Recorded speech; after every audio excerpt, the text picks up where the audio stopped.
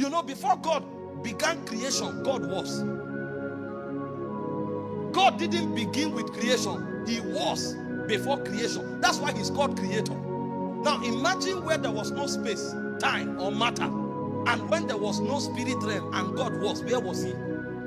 That means God lives in God. The dwelling of God is God himself.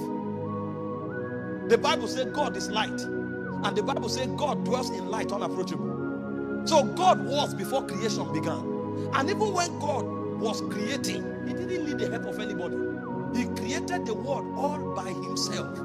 Genesis 1 verse 1, in the beginning, God created the heavens and the earth.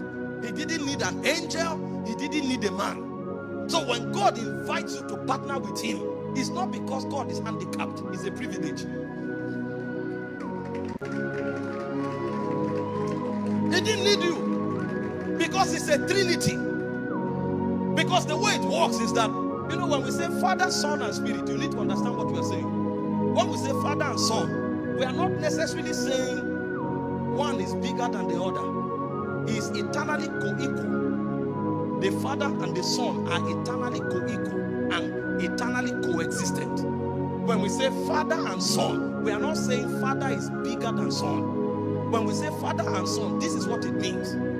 When God wants to walk, when God wants to do anything, God speaks, and God leaves God to carry out the assignment. So the God who is present is called the Father, because Father means origin, Abba.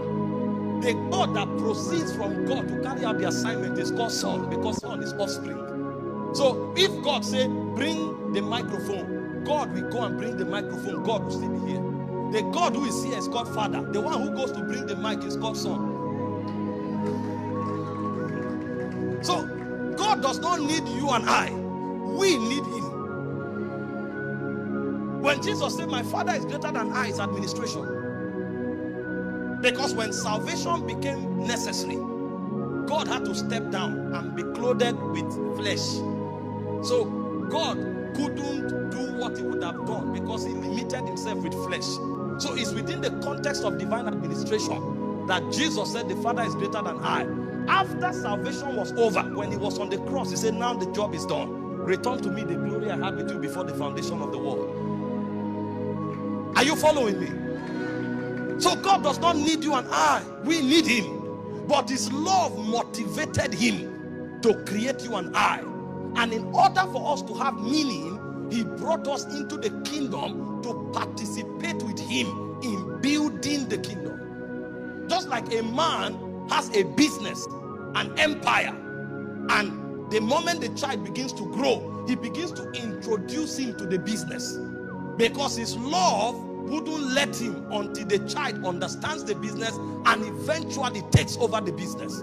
So we are participating in the kingdom because God was motivated by love to give you an experience that operates in the God class.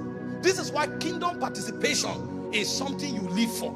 And this is what defined the project of man. When God chose to create man, this was his agenda. He